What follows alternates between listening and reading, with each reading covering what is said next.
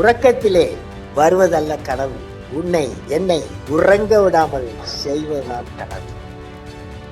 Welcome to துளிர் IAS academy. So last கிளாஸில் நம்ம வந்து சபார்டினேட் கோட்ஸ் பற்றி பார்த்துட்டு இருந்தோம். ஸோ அதோட கண்டினியூஷனாக மீதி இருக்க கிராம் நியாயாலயா அண்டு ஃபேமிலி கோட்ஸ் பற்றி இந்த கிளாஸில் கவர் பண்ணலாம். ஸோ அதுக்கு முன்னாடி நம்ம துளிர் ஐஏஎஸ் அகாடமியில் யாருக்காவது offline class online class join பண்ணணும் அப்படின்னா இப்போ அட்மிஷன்ஸ் போயிட்டுருக்கு. கீழே வர நம்பரை காண்டாக்ட் பண்ணி கிளாஸ் ஜாயின் பண்ணிக்கோங்க, ரிசோர்ஸஸ் யூட்டிலைஸ் பண்ணிக்கோங்க. ஸோ இன்னைக்கு கிளாஸ் என்னது, கிராம் நியாயாலயாவும் ஃபேமிலி கோர்ட்டுன்னு சொல்லிட்டோம். ஸோ ஜுடிஷியரி பார்ட் தான் நம்ம பார்த்துக்கிட்டு இருக்கோம். இது நம்மளோட சிலபஸ், ஓகேவா.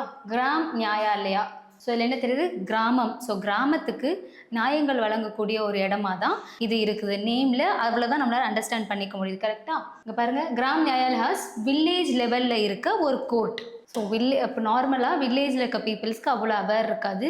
ஸோ அவங்களுக்கு கோர்ட் போகணும், சின்ன சின்ன விஷயம் சண்டைங்களுக்கெல்லாம் கோர்ட்டுக்கு போகவும் முடியாது, அவங்களுக்கு அந்தளவுக்கு அவேர் இருக்காது. அவங்களுக்காக ரொம்ப ரெட்ரஸல் மெக்கானிசமாக இருக்கணும் அப்படின்றதுக்காக எடுத்து வந்தது தான் இந்த கிராம் நியாயாலயாஸ். இது எப்போ வந்துச்சுன்னு பார்த்தீங்கன்னா, கிராம் நியாயாலயா ஆக்ட் 2008 தான். ஸ்பீடி, உடனே வேகமாக நடக்கணும், இன்எக்ஸ்பென்சிவ்னா காசு கம்மியாக பண்ணி தரணும். ஸோ வந்து அக்சசபிள், எல்லாருக்குமே எல்லா தரத்தினர் மக்களுக்குமே சமமான நீதி கிடைக்கணும் அப்படின்றதுக்காக எடுத்தது தான் இது. 2008 கீழ் நிறுவப்பட்ட கிராம நியாயாலயா மாவட்ட நீதிமன்றங்கள் ஆகும். இவை கிராமப்புற மக்களுக்கு விரைவான, குறைந்த செலவில் எளிதாக அணுகக்கூடியதாக அமைக்கப்பட்டது. இதோட மெயின் அப்ஜெக்டிவ் என்னன்னா, டோர் ஸ்டெப். ஸோ டோர் ஸ்டெப்பில், வீட்டு வாசலில் போய் அவங்களுக்கு நீதி தர மாதிரி. ஸோ டோர் ஸ்டெப்பில் போய் சிட்டிசனுக்கு ஜஸ்டிஸ் கிடைக்க வைப்பாங்க. அது மாதிரி reduce the pendency of the cases. நிறையா கேசஸ் கோர்ட்டில் பெண்டிங்கில் இருக்கும். ஸோ அந்த மாதிரி கேசஸ்லாம் இருக்கக்கூடாது. ஒரு ரெகுலர் கோர்ட் ப்ராசஸில் இந்த மாதிரி சின்ன சின்ன கிராமத்தில் இருக்க ப்ராப்ளம்ஸ்லாம் ரிசால்வ் பண்ணணுங்கிறதுக்காக. ஸோ இது என்ன பண்ணுது, நார்மலாக ஒரு பீப்புளாக இருக்கிற சோஷியல், எக்கனாமிக் அல்லது ஜாகிரபிக்கல் பேரியர்ஸால் ஜஸ்டிஸ் அவங்களுக்கு டினைட் ஆகக்கூடாது அப்படின்ற ரீசனுக்காக தான் மெயின் ஆப்ஜெக்டிவா அதை எடுத்துட்டு வந்திருக்காங்க. மக்களின் வீட்டு தளத்திற்கே சென்று நீதியை கொண்டு வருதல். ஸோ வழக்கமான நீதிமன்றங்களில் உள்ள வழக்குகள், நிலுவையில் உள்ள வழக்குகள்லாம் அது பார்த்துக்கும். ஸோ கிராமப்புறத்தில் இருக்கிறது இந்த கிராம நியாயாலயால பார்த்துப்பாங்க. சமூகம், பொருளாதாரம் அல்லது புவியியல் தடைகள் காரணமாக நீதி அப்படின்றது மறுக்கப்படாமல் இருக்கணும், அவங்களுக்கு உறுதியாக நீதி கிடைக்கணும் அப்படின்றதான் இதோட நோக்கம். இதை எக்ஸ்டாப்ளிஷ் பண்ணுறது யாரு? ஓகே, கிராம் நியாயாலயம்னு ஒன்று இருக்குது. அப்போ ஸ்டேட் லெவலில் தான் பண்ணுறாங்க. அப்போது கண்டிப்பாக ஸ்டேட் கவர்மெண்ட் பண்ணுறாங்க. ஸ்டேட் கவர்மெண்ட் வந்துட்டாவே பவர் யாருக்கு அதிகமாக இருக்கும்? கவர்னருக்கு இருக்கும். நம்ம இதுக்கு முன்னாடி சபார்டினேட் கோர்ட் பார்த்தோம். என்ன சபார்டினேட் கோர்ட்டில் என்னென்ன பார்த்தோம்? நம்ம வந்து டிஸ்ட்ரிக்ட் கோர்ட் பார்த்துருப்போம், செஷன் கோர்ட் பார்த்துருப்போம், அப்புறம் ரெவன்யூ கோர்ட். இது மூணுமே சபார்டினேட் கோர்ட் கீழே வரும்னு பார்த்தோம். இதில் வந்து நமக்கு டிஸ்ட்ரிக்ட் கோர்ட் கீழே இன்னும் நிறைய சப் கிளாஸஸ் இருக்குது. அதுதான் வந்து கிராம் நியாயாலயா இருக்கட்டும், இந்த ஃபேமிலி கோர்ட், இது எல்லாமே உள்ளே வந்துருச்சு, ஓகேவா. ஸோ அப்போது அதையுமே யார் பண்ணாங்க?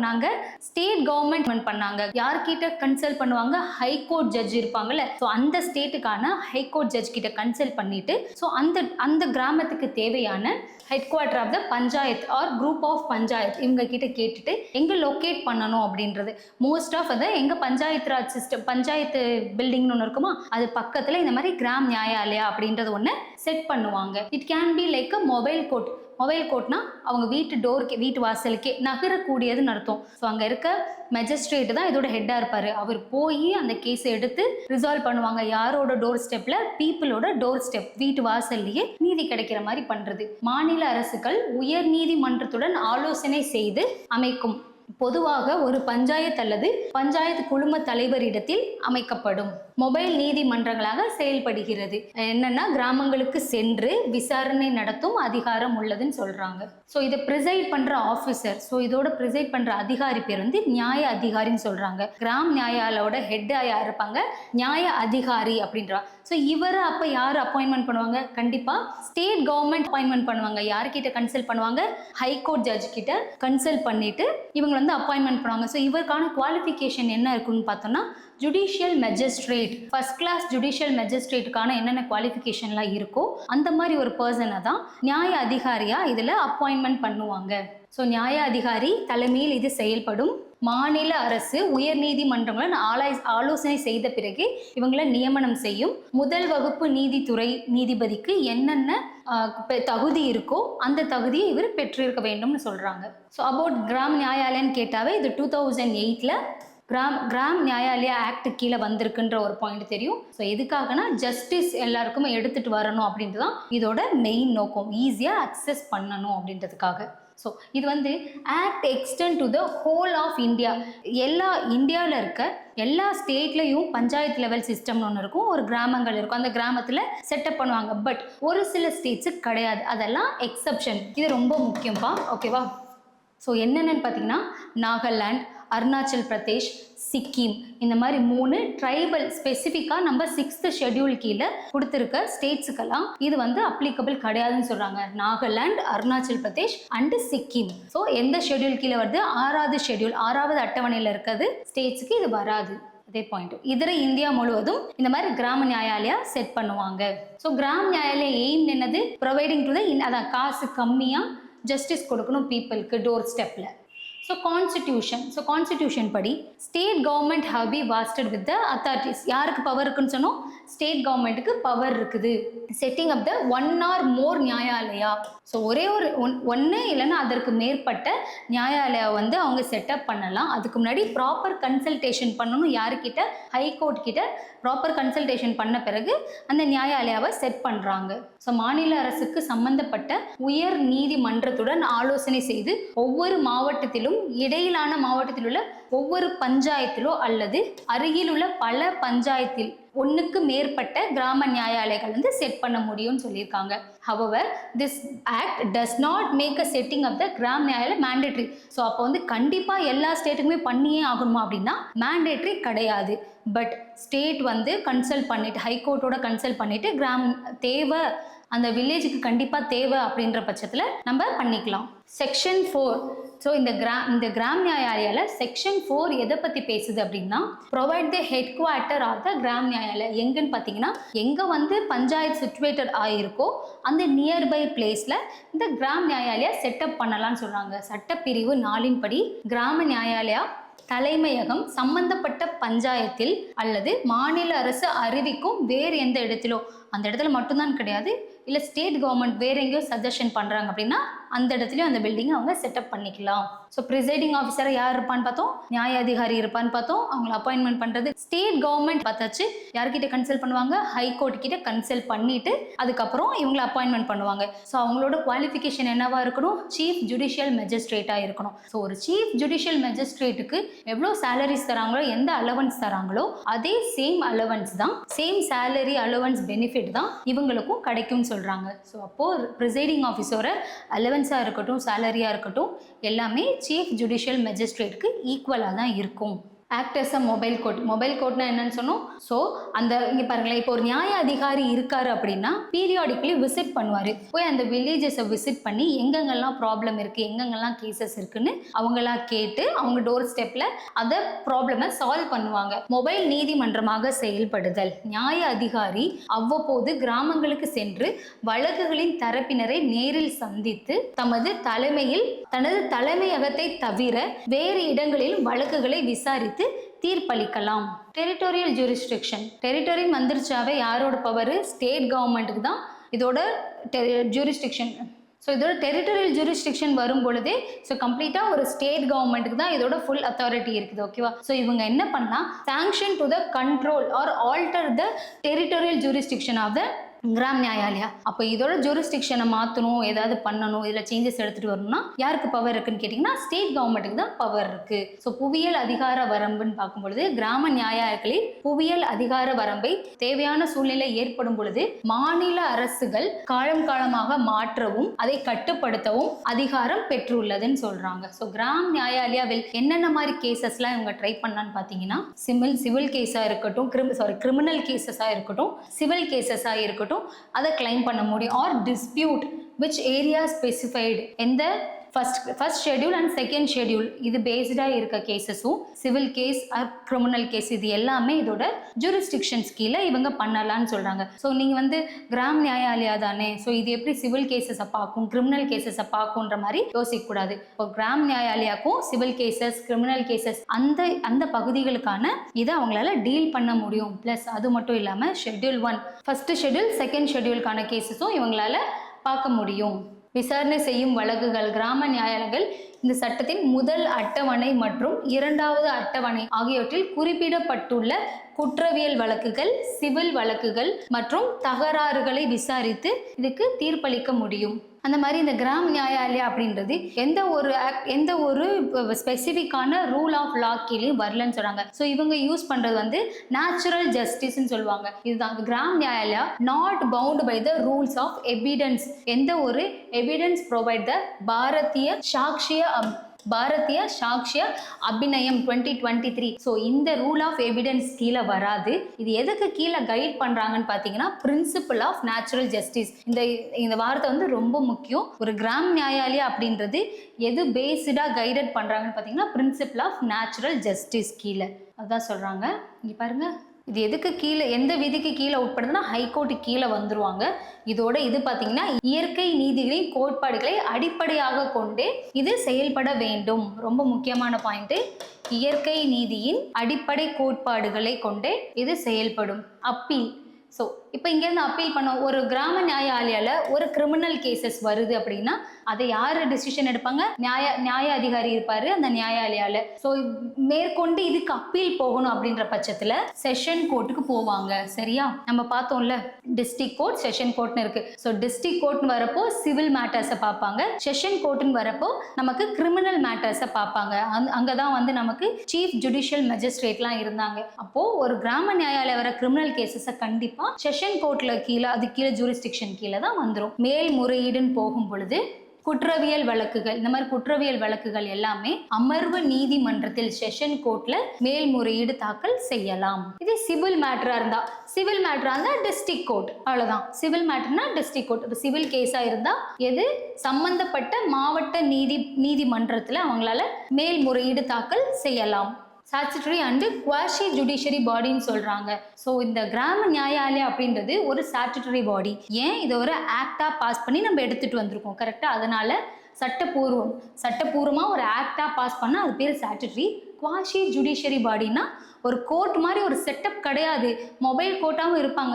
கிராம நியாயாதிகாரி என்ன பண்ணுவார், ஒரு பீரியாடிக்கல் டைமில் அந்த கிராமத்துக்கு போய் என்னென்ன ப்ராப்ளம் இருக்கோ பார்த்து டோர் ஸ்டெப்பில் பண்ணி கொடுத்துட்டு வருவாங்க. ஸோ ஒரு மூமெண்ட்லேயே இருப்பாங்க. நம்ம படத்தெல்லாம் பார்த்துருப்போம்ல, ஒரு திடீர்னு ஒரு பஸ்ஸுக்குள்ளே வச்சு தீர்ப்பு சொல்லுவாங்க. அந்த மாதிரி தான் ஒரு மொபைல் கோர்ட்டாக தான் நமக்கு இந்த கிராம் நியாயாலயா அப்படின்றது இருக்குது. இதோட சாலியன்ட் ஃபீச்சர்ஸ்லாம் என்ன? ஸோ இப்போ ஆல்ரெடி எல்லாமே பார்த்த ஃபீச்சர்ஸ் தான், ஒரு ரீகேப் மாதிரி தான் இருக்கும். ஸோ கிராம் நியாயாலயான்றதுல judicial magistrate, first class judicial magistrate இருப்பாரு அப்படின்னு பார்த்துட்டோம். இவர் அப்பாயின்மெண்ட் பண்றது கவர்னர் பண்ணுவார். யாரோட கன்சல்டேஷன்னா ஹைகோர்ட்டோட கன்சல்டேஷன். இது அதோட ஃபர்ஸ்ட் ஃபீச்சர். செகண்ட் ஃபீச்சர்னா, செகண்ட் பாயிண்ட் என்னன்னு பார்த்தீங்கன்னா, Nyayalaya should be established in every panchayat. ஆனால் கண்டிப்பாக பண்ணணுமான்னு கேட்டால் கிடையாது. தேவைன்னா அந்த பஞ்சாயத்தில், இடையில் மாவட்டத்தில் உள்ள ஒவ்வொரு பஞ்சாயத்திற்கும் அல்லது இடைநிலை பஞ்சாயத் இல்லாத மாநிலங்கள் 1 or 2 more இல்லை அருகில் உள்ள பல பஞ்சாயத்துகளில் கிராம நியாயாலயா வந்து நிரூபிக்கலாம்னு சொல்றாங்க. அடுத்து கிராம நியாய அதிகாரின்னு ஒருத்தர் இருப்பாரு, அவர் தான் பிரிசைட் ஓவர் பண்றாருன்னு சொல்லிட்டாங்க.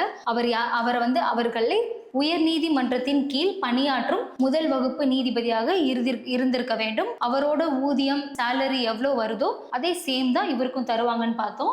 அப்புறம் இது எப்படி இருக்கு, ஒரு மொபைல் கோட்டா இருக்கு, criminal case and civil cases எல்லாத்தையுமே பார்க்குது. பிளஸ் ஷெட்யூல் 1, ஷெட்யூல் 2க்கு கீழே வர எல்லா கேசஸுமே இவங்க தான் டீல் பண்றாங்கன்னு பார்த்தோம். ஸோ இது எங்க செட்டப் பண்ணுவாங்க, கிராம் நியாயாலயோட ஹெட் குவார்ட்டர், அதோட தலைமை இடம் எங்க இருக்குன்னா, பொதுவா ஒரு இன்டர்மீடியட் பஞ்சாயத்து, ஒரு பஞ்சாயத்து ஆஃபீஸ்க்கு இன்டர்மீடியேட்டரா செட்டப் பண்ணிப்பாங்க.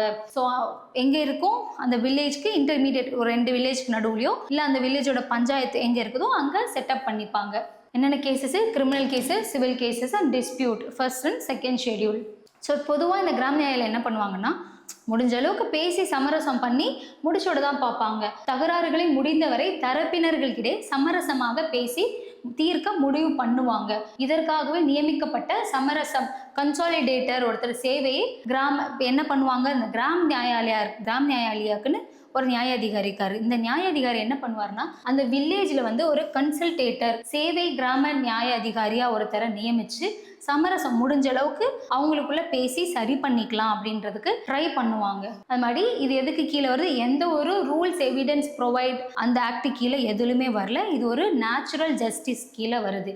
என்னன்னு பார்த்தோம், இயற்கை நீதியின் கோட்பாடுகள் கீழே வருதுன்னு பார்த்தாச்சு. ஸோ இதோட அப்பீல் பண்ணலாம். அப்பீல் எங்கே பண்ணுவோம், செஷன் கோர்ட்டில் பண்ணுவோம்னு சொன்னோமா.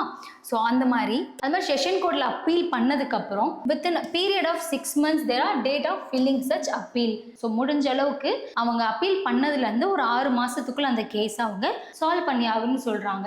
இப்போ இத்தகைய மேல்முறையீடு தாக்கல் செய்யப்பட்ட நாளிலிருந்து 6 மாதத்திற்குள் விசாரிக்கப்பட்டு முடிவு செய்யப்பட வேண்டும். ஸோ 6 months தான் இதோட டியூரேஷன் பீரியட். அதே அப்பீல் இது கிரிமினல் கேஸ். இதே சிவில் கேஸா இருந்திருந்தா அதுவுமே 6 மாசம் தான். டேட் ஆஃப் ஃபில்லிங்லேருந்து ரெண்டுத்துக்குமே 6 மாசத்துக்குள்ள அவங்களுக்கு நீதி வழங்கிடணும்னு சொல்றாங்க. ரீசன், ஸோ என்ன ரீசனுக்காக நமக்கு ஆல்ரெடி தெரிஞ்ச பாயிண்ட் தான். ஸோ புவரா இருக்காங்க, இல்லை அவங்களுக்கு டிஸ்அட்வான்டேஜ், இன்னொரு இடத்த விட்டு அங்கே போயிட்டு கோர்ட்ல எப்படி ப்ராசஸ் பண்ணும், என்ன நடக்கும், இல்லை காசு இல்லாமல் இருப்பாங்க, இந்த மாதிரி ரீசன்ஸ்க்காகலாம் மட்டும்தான் இந்த விஷயத்தை நம்ம ஸ்டார்ட் பண்ணியிருக்கோம். இதனால தான் இம்ப்ளிமெண்ட் பண்ணோம்னு சொல்லியிருக்காங்க. இப்போ article 39A.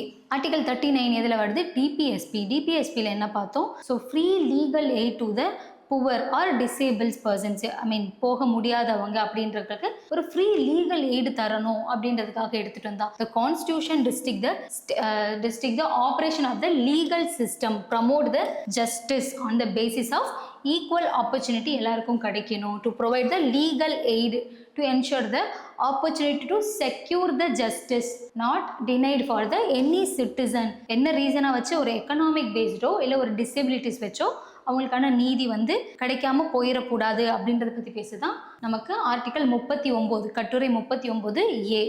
Law commission to மெயினாக இதெல்லாம் நமக்கு ப்ரிலிம்ஸ் பாயிண்ட்ல கேட்கக்கூடிய வார்த்தைங்க. So law commission of India 114th report of the Gram Nyayalaya suggest to established. So எந்த ஒரு ரிப்போர்ட்டு கீழே சொல்லியிருக்காங்கன்னு கேட்டிங்கன்னா 114 இந்த ரிப்போர்ட்டு கீழே தான். ஸோ கிராம் நியாயாலயா ஒன்று செட் பண்ணணும், அதுக்குன்னு ஒரு கிராம் நியாய அதிகாரி இருக்கணும், இந்த விஷயத்த ஸ்பீடியாக முடிக்கணும், காசு கம்மியாக பண்ணணும் அப்படின்னு ஒரு சில ரெக்கமெண்டேஷன்லாம் கொடுத்து உருவானது தான் இந்த நியாயாலயா. ஸோ அப்படி ரெக்கமெண்டேஷன் கொடுத்து நமக்கு எப்போ ஆக்டாக வந்துச்சு, 2018 நமக்கு ஆக்டாக வந்துருச்சு. ஸோ கொஷின் எந்த ரெக்கமெண்டேஷன் ஆஃப் லா கீழே வந்துச்சுன்னு கேட்டால் 114th law commission of India 114th report. இந்திய சட்ட ஆணையத்தின் பரிந்துரை. இந்திய சட்ட ஆணையம் தனது 114வது அறிக்கையில் பொதுமக்களுக்கு விரைவாக குறைந்த செலவில் உண்மையான நீதியை வழங்கும் நோக்கத்தில் நியாயங்களை அணுகவும் நியாயாலயங்களை அமைக்க வேண்டும் என்று பரிந்துரைத்தது. So justice to a poor தெரியும், டோர் ஸ்டெப்பில் நமக்கு ஜஸ்டிஸ் தருவாங்கன்னு தெரியும். ஸோ மோஸ்ட் ஆஃப் யாருக்கு ரொம்ப ஹெல்ப்ஃபுல்லாக இருக்கணும், ரூரல் பீப்புள் அஃபோர்டபுளாகவும் சஸ்டைனபிள் ஜஸ்டிஸ் கிடைக்கணுன்றதுக்காக இருந்தது தான். இது கிராம நியாயாலயா அப்படின்னு பார்க்கும்பொழுது பாயிண்ட்ஸ் முடிஞ்சிருச்சு நமக்கு. ஓகேவா, அடுத்து ஃபேமிலி கோர்ட்னு ஒரு கோர்ட் இருக்குது. ஸோ ஃபேமிலி கோர்ட்டுன்னு வந்துட்டாவே எக்ஸ்பெஷலாக ஃபேமிலி சம்மந்தப்பட்ட விஷயங்கள் பார்க்குறதுக்காக, டிவோர்ஸாக இருக்கட்டும், மேரேஜில் ப்ராப்ளம் இல்லை, சைல்டு பேஸ்டு, இந்த மாதிரி எந்த ஒரு விஷயம் இல்லை, நார்மலாக 2 பேருக்குள்ள சண்டை, இந்த மாதிரி என்ன விஷயமா இருந்தாலும் அது நமக்கு இந்த ஃபேமிலி கோர்ட்டுக்குள்ளே தான் வரும். ஓகேவா, இந்த ஃபேமிலி கோர்ட் ஆக்ட் இதெல்லாம் தான் நமக்கு ப்ரிலிம்ஸ் பாயிண்ட் ஆகும். ஃபேமிலி கோர்ட் ஆக்ட் 1984 இது கீழே தான் நமக்கு ஃபேமிலி கோர்ட் அப்படின்ற ஒன்று எக்ஸ்டாப்ளிஷ் பண்ணிட்டாங்க. So speedy settlement dispute relating the marriage and family affairs, இந்த 2 விஷயத்துக்காகவே எக்ஸ்பெஷலி எடுத்துகிட்டு வந்தது தான் இது. திருமணங்கள் மற்றும் குடும்ப விவரங்கள் தொடர்பான சண்டைகள் சமரசத்திற்கு கொண்டு வரும் நோக்கத்தில் நிறுவப்பட்டது இந்த குடும்ப நீதிமன்றம் அப்படின்னு சொல்றாங்க. ஸோ அப்போ இதை யார் அப்பாயின்மெண்ட் பண்ணுவாங்க, ஸ்டேட் கவர்மெண்ட் தான் பண்ணுவாரு. Governor May appointed the judge with the high court concern. இப்படி கிராம நியாயாலயாக்கு ஹைகோர்ட்டோட கன்சர்ன் வாங்கினாங்களோ அதே மாதிரி இதுக்கும் ஹைகோர்ட்டோட கன்சர்ன் வாங்குவாங்க. த கோர்ட் கேன் ஹாவ் ஒரு கன்சல்டேட்டர், சமரசம் பண்ணுறதுக்காக ஒருத்தர் இருப்பாங்க, ஒரு சோஷியல் வெல்ஃபேர் எக்ஸ்பர்ட், இவங்களை அசிஸ்ட் பண்ணுறதுக்காங்க. ஸோ இதில் 2 பேர் இருக்காங்க, ஒரு கவுன்சிலர் இருக்காங்க, ஒரு சோஷியல் வெல்ஃபேர் அசிஸ்டன்ட் இருக்காங்க. முடிஞ்ச அளவுக்கு பேசி சமரசம் பண்ணுறதுக்காக ஆலோசகர், அதை ஆலோசனை கூறவரும் ஒரு சமூக நல நிபுணரும் ஒருத்தவங்க இருக்காங்க. The reason for establish the separate, என்னென்ன ரீசனுக்காக எதுக்காக இது செட்டப் பண்ணாங்கன்னு பார்த்தீங்கன்னா, ஸோ நிறைய association of the women, other organization and individuals have urged கொஞ்சம் சீக்கிரமாக முடியும். ஏன்னா நார்மலாக ஒரு டிவோர்ஸ் கேஸ்ன்னு போயிட்டு கேஸ் போட்டாங்க அப்படின்னா அது என்ன எத்தனை வருஷம் ஆகும்னு தெரியுமே, 4-5 இயர்ஸ் மேலே இழுத்து அது போயிடும்.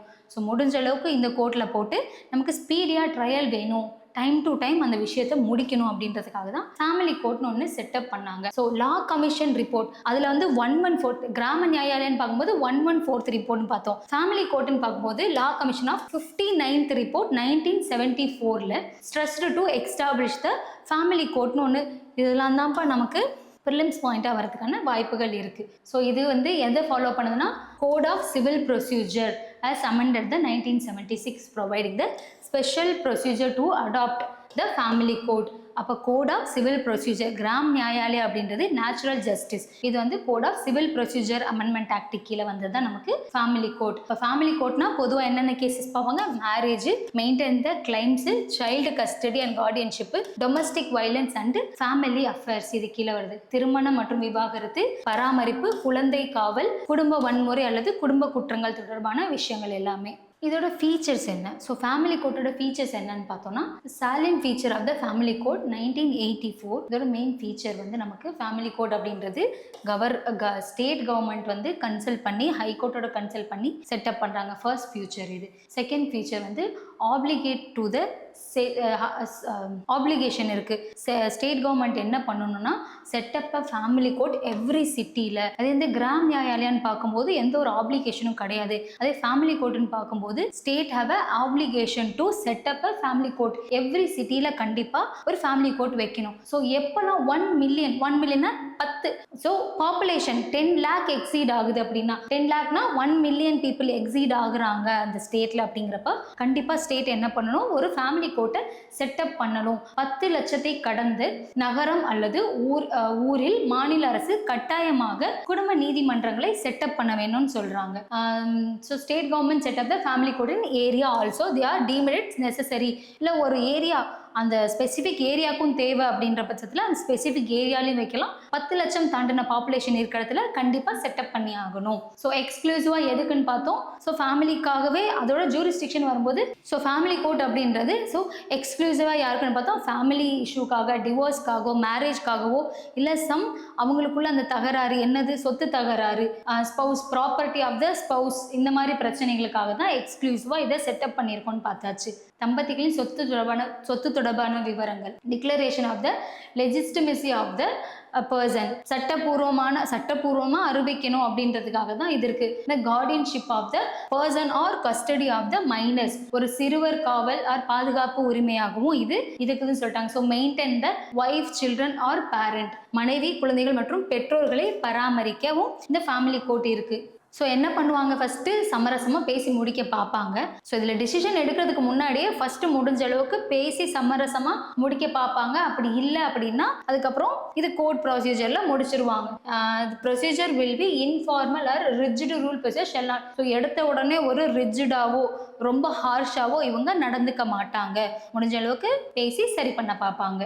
ஸோ இதில் இன்னும் பார்த்தோமே யார் இருந்த ஒரு அசோசியேஷன்னா சோஷியல் வெல்ஃபேர் ஏஜென்சி இருப்பாங்க, ஒரு கவுன்சிலர் இருப்பாங்கன்னு பார்த்தோம். இந்த கவுன்சிலர் இது பண்ணும்பொழுது to secure the service of medical and welfare எக்ஸ்போர்ட்டாகவும் இவங்க இருப்பாங்கன்னு சொல்கிறாங்க. இவங்களை வந்து ஹெல்ப்புக்கு கூப்பிட்டுக்கலாம். இந்த பர்சனுக்கு ஹெல்ப்பாக வந்து ஒரு மெடிசன் பர்சனையோ இல்லை ஒரு வெல்ஃபேர் எக்ஸ்பர்ட்டையோ இந்த டைமில் அவங்க ஹெல்ப்புக்கு கூப்பிட்டுக்கலாம்னு சொல்லுவாங்க. நமக்கு வந்து 14th finance commission recommendation setup 235 new family court during the 2015 2020 இந்த 14th ஃபினான்ஸ் கமிஷன் ரெக்கமெண்டேஷன்லேயே நம்ம 235 ஃபேமிலி கோர்ட் வந்து இது வரைக்கும் செட்டப் பண்ணியிருக்கோம்னு சொல்கிறாங்க. ஆஸ் பர் நவ் ஆகஸ்ட் 2025 வரைக்குமே 953 functional family court across the India இருக்குது அப்படின்றது இதெல்லாமே ஃபேக்ட் உங்களுக்கு. ஓகேவா? ஸோ அடுத்து வந்து கோர்ட் ஒன்றுன்னு இருக்குது. இப்போ வந்து ஃபேமிலி கோர்ட் கிராம நியாயாலயா இதெல்லாம் இல்லாமல் இப்போ ஆன்லைன்லேயே முடிஞ்ச அளவுக்கு ப்ராப்ளம் சரி பண்ணுறதுக்காக எடுத்துகிட்டு வந்தால் இந்த கோர்ட் இது எப்போ வந்துச்சுன்னா 2005 வந்திருக்குது. ஓகேவா? Establish the 2005. According to the court will get the computerised. So முடிஞ்ச அளவுக்கு ஆன்லைன்லேயே புக் பண்ணி ஆன்லைன்லேயே ரைஸ் பண்ணி ஆன்லைன்லேயே முடிக்கிறதுக்கு பார்க்குறாங்க. Judicial Service Center is the part of the e-court.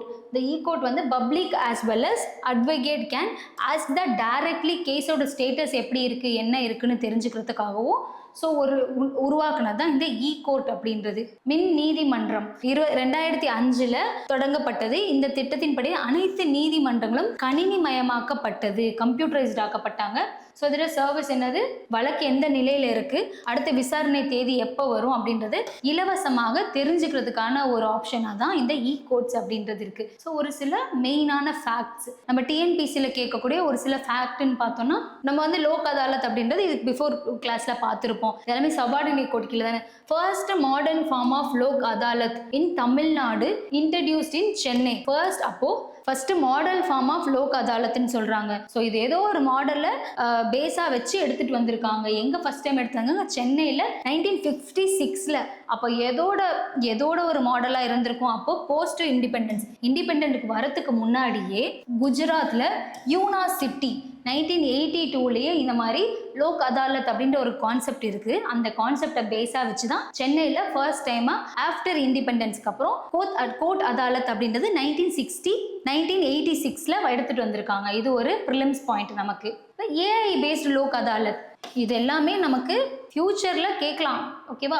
AI paste Lok Adalat எங்கே நமக்கு எக்ஸ்ட்ரா லான்ச் பண்ணியிருக்காங்கன்னு பார்த்தீங்கன்னா, ராஜஸ்தானில் ஜெய்ப்பூர் சிட்டியில் வந்திருக்குது. ஸோ என்னது, all India legal service authority to meet the Lok Adalat. AI paste Lok Adalat எங்கே, ராஜஸ்தானில் ஜெய்ப்பூர் சிட்டியில் வந்திருக்குது.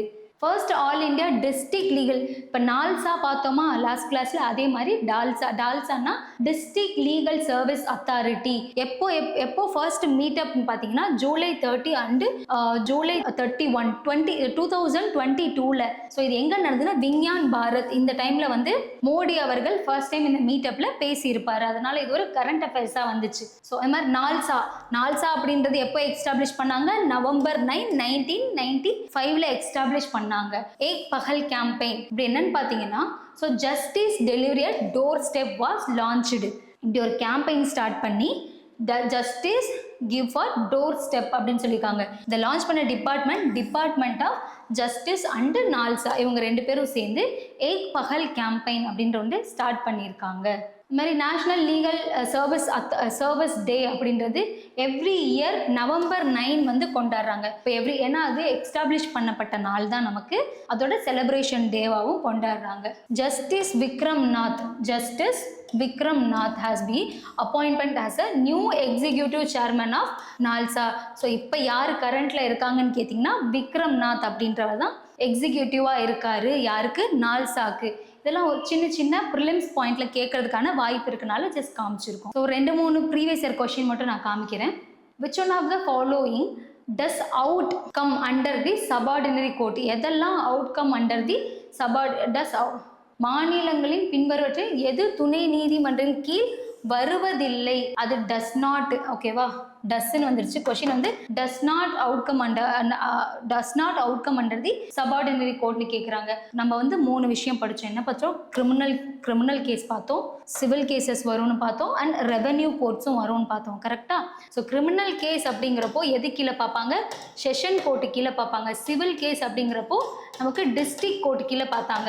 ரெவென்யூனா அந்த ரெவென்யூ போர்டு கீழே வந்துடும். இந்த கன்சியூமர் கோர்ட் அப்படின்றது நமக்கு out from the subordinate court. அந்த கான்செப்ட் இதுக்குள்ள கிடையாது. ஸோ இப்போ இதுக்கு ஆன்சர் என்னன்னு பார்த்தீங்கன்னா பி தான், out from the subordinate court. When was the legal service authority act? Lok Adalat எப்போ பாஸ் பண்ணாங்கன்னு கேட்குறாங்க. 1987 தான் லோக் அதாலத் அப்படின்ற ஆக்ட் வந்து பாஸ் பண்ணியிருக்காங்க. ஃபர்ஸ்ட் லோக் அதாலத் எங்க செட் பண்ணாங்கன்னு பார்த்தோம், குஜராத்லன்னு பார்த்தோம், யூனிவர்சிட்டியில. அதுக்கப்புறம் இது வந்து ப்ரீ கான்ஸ்டிடியூஷன் போஸ்ட். அதுக்கப்புறம் வந்தது எப்போ பார்த்தோம், சென்னையில செட் பண்ணியிருக்காங்கன்னு பார்த்தோம். ஃபர்ஸ்ட் டைமா செட் பண்ணது நம்ம சென்னையில. பட் அதுக்கு முன்னாடியே நமக்கு இண்டிபெண்டன்ஸ்க்கு முன்னாடியே செட் பண்ணியிருந்தது எங்கன்னா குஜராத். அந்த மாடலை வச்சு தான் நம்ம சென்னையில ஃபர்ஸ்ட் டைமா செட் பண்ணியிருக்கோம். Identify the incorrect statement. So இது என்னதுன்னா இன்கரெக்ட், எது தப்பான ஸ்டேட்மெண்ட்னு கேட்குறாங்க. Lok Adalat it's a mechanism for the speedy trial and dispute. சரி, ஓகே, ஆமாம், correct.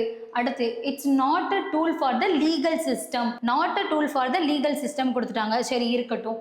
It's a kind of the forum for settle the cases and amicable manner. அப்படின்னா என்னன்னா வழக்குகளை சமாதான முறையில் கொண்டு வரதுக்கு ஒரு வகையா வச்சிருக்காங்கன்னு சொல்றாங்க. அடுத்து Lok Adalat goes to the people to deliver the justice on doorstep. இது எல்லாமே நம்ம படிச்ச பாயிண்ட் தான். இது இட்ஸ் அ லீகல் சிஸ்டம் தான்.